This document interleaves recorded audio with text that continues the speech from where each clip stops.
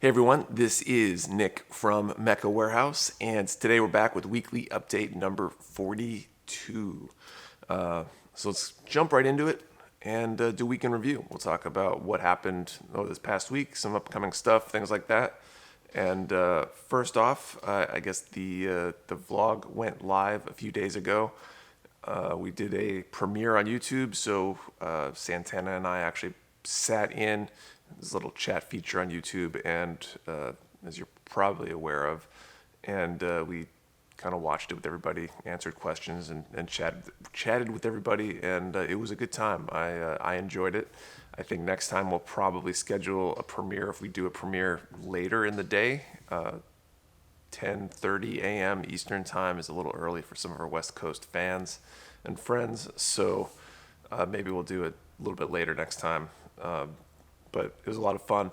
A lot of people seem to enjoy the vlog. If you haven't seen it, definitely go check it out. It was, it was really cool from my perspective to be able to share a lot of what we do here in the warehouse and what a normal day looks like. And hope to be able to do a lot more of that kind of stuff in the future. Speaking of things on the channel here, I guess, usually Saturday night we do a live stream. There will be no live stream this coming week, but we'll be back the week after. I'm running a booth for my karate school at the town fair, Old Home Days in Hudson here in New Hampshire. So I will not be available for that stream because I'll be out doing that. But we'll be back at that next week with some cool prizes. Hopefully we'll have more details on that next week. Let's see what else. The live event I mentioned last week, I think we're solidified on 2 p.m. start time. I actually have a Facebook event up to kind of start tracking some of that information. We'll hopefully be putting out more information about it as we get closer, like times for specific things and stuff like that, more details. But again, hope people can make it out for that. We'll probably we're gonna move all this stuff out of here. We'll put some tables out. People will be able to share their builds, speed build contest, and a few other things. It'll be great. One thing that's been interesting here in the warehouse that I'm starting to notice is that we've got pallets stacking up, for not like pallets full of stuff, but the pallets we use to ship stuff in with. We have a relatively local dude that normally takes them. I don't know, found him on Craigslist or something. He uses them to burn and do whatever stuff with. He's had truck problems the past like month or so, and so hasn't been able to make it out. So I've got a bunch of pallets stacking up, and hopefully he'll resolve his issues soon, so he'll be able to start taking them again. But if you happen to be in New Hampshire and want a pallet for something, a few of them are pretty nice. They'd probably be good for building a desk or doing something with.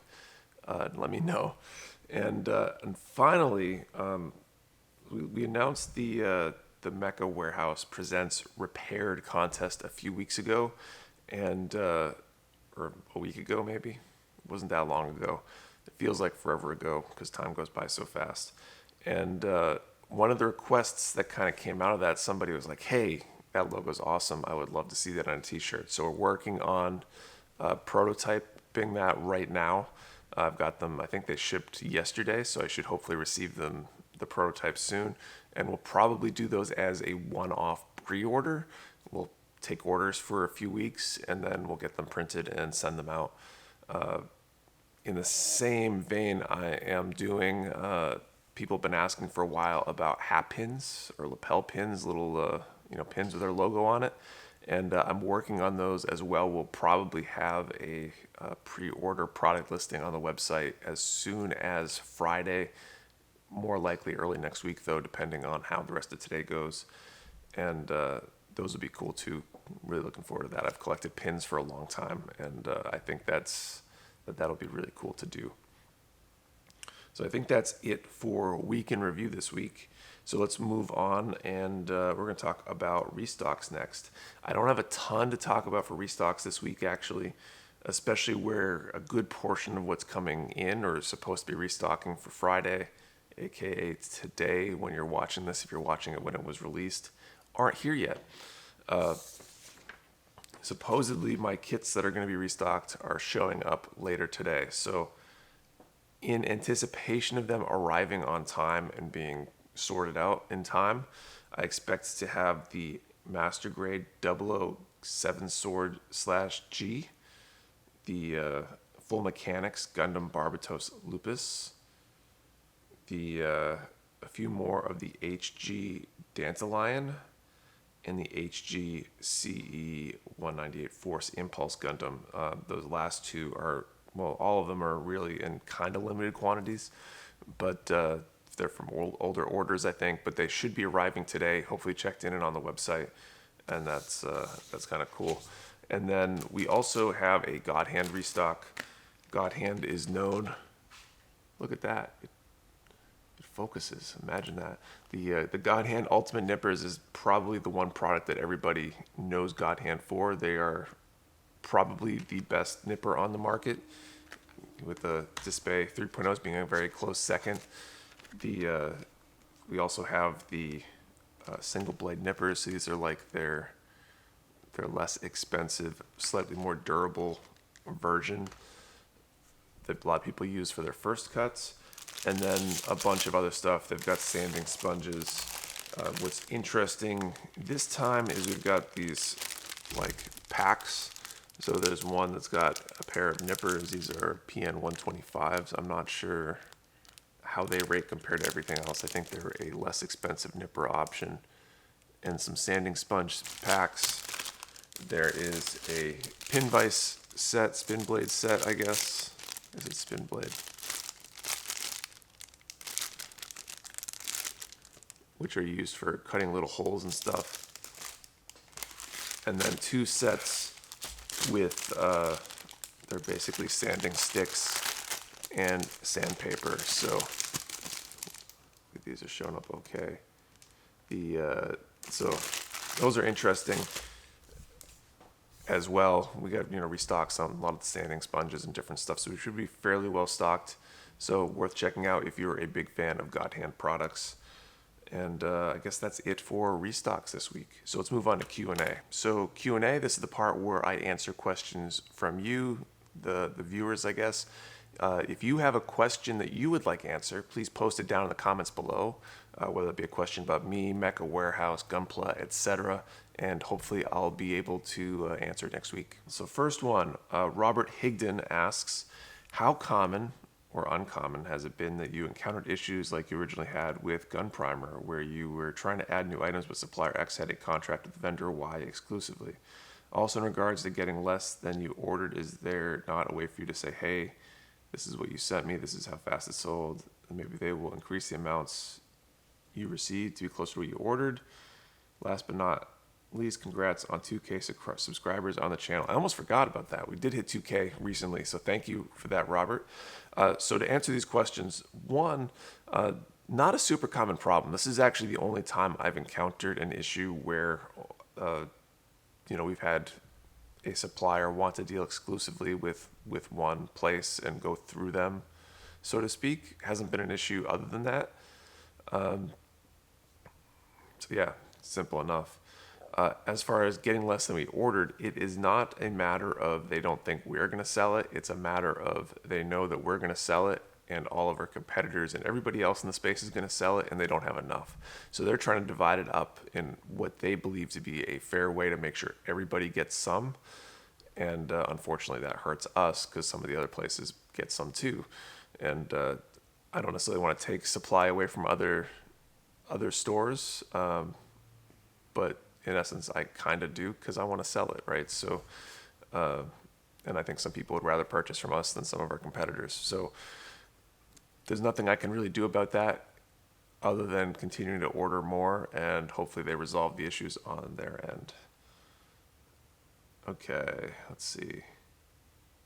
Next question, Carlos Moreno asks, Carlos Moreno asks, would you stock Dragon Ball Z statues or figures made from Bandai in the future? I think I've answered this in the past, and quite possibly at some point we will. The only issue with that so far is that Dragon Ball Z stuff seems to not move as quickly as other items. We've stocked some of the Dragon Ball Z kits.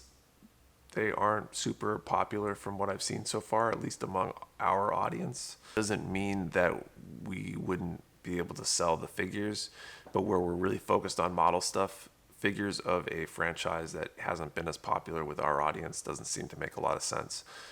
As we grow, we probably will branch out into things like figures at some point. I just don't know when that will be. Okay, next question. CommanderWolf Hadley, has any kit come in that was like, okay, that's mine, and secretly sits to the side, and what was a few kits you had to keep for yourself? So definitely one of the most difficult things I'd say historically for me about running a Gunpla store is that you see so many new products, you see so many existing products, and you handle them so much that as you're looking at the boxes, you like can't help but to want them. Sometimes, especially if it's a cool design. So there have been plenty of things where I might not have had any interest at all when I ordered it, and then they come in and I take a few out of the box and it's like, oh, that's kind of cool. And by the time you finish unpacking a case or the second case or whatever, you're like, okay, I definitely need one. Now, trying to think of good examples of this. So, like I guess a good one with the PG Mark II that we got a month or two back. I really didn't have any interest in that kit. We unpacked a bunch of them. I looked at them. People were talking about them. I was like, okay, that's pretty cool.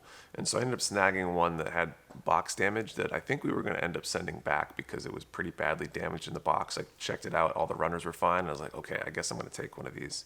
But it definitely happens. Usually I try not to take stuff. Oh, the giant Gatling. I had to grab a few of those as I built one recently for my Gustav Karl that I'm working on. So yeah, there's definitely been a few things that I've seen and I've really wanted to grab. Okay, next one. Leeth1, did you ever find out what happened to the coins that were lost? So Leeth1 is referring to our challenge coins. Let me go grab one. I should have grabbed one first. All right, challenge coins. So in 2020, we put together a Discord challenge coin. So challenge coin, it's basically a 2-inch coin. This was the 2020 version. Challenge coins are kind of like a military tradition kind of thing, I think, which kind of fits in with the whole military theme of a lot of the Gundam stuff. And I thought it was a cool commemorative thing to do. And this is the 2021 version. We had 200 of the 2021 version made. They're individually serial numbered. And we had someone buy 4 of them on the Discord. And somewhere in transit, they got stolen. That was sent by USPS. The package, I think, arrived with the envelope cut open or something, and the contents obviously missing. And so that's what Leeth1's referring to. As far as I know, they've never been found. We replaced the coins from a few spares we had for the person who bought them. I'm assuming because of the heft of these and the size of them that somebody thought maybe they were like, silver or gold or some sort of collectible item that were worth a lot to people. Obviously, these aren't really worth anything to anybody who isn't into the whole Mecha Warehouse community, I guess. And as far as I know, they were never found. The Postal Inspection Service, I think, was looking for them, but I think it's relatively hard if somebody just kind of slipped them out and pocketed them to find them. So unfortunately, they have not been found. But if you ever see one showing up on eBay or something, let me know, and I have the numbers for which ones were stolen, so we can always track that down. Okay, let's keep going. Next question, Rob to Builder. Do you plan on adding an account feature to your site, order history, saved addresses, etc.? So this is a question that gets asked fairly regularly. I need to put it in like a FAQ somewhere or something. And I've thought about it. We might do it at some point in the immediate future. Most likely, no. And the main reason is I'm just personally always been concerned with holding on to customer data. It's one thing to hold on to like even addresses, but things like saved credit card numbers and things like that make me a little bit anxious, because if there's ever a security breach, Shopify gets hacked or something, which is mostly out of my control, then that's going to be a problem. And I really don't want to have that liability of having personal information get stolen somehow. At some point, we probably will. I'll figure out how to get around those issues or to feel better about them and make sure everything makes sense there. but it's not a high priority in the short term. And I think that's it for questions this week. So I think this will be a little bit shorter of a video. Didn't have a ton of stuff like restocks to talk about in quantity. Thank you for your questions. If you have a question that you would like to ask, please post it down in the comments below. And yeah, thank you for watching. See you next time.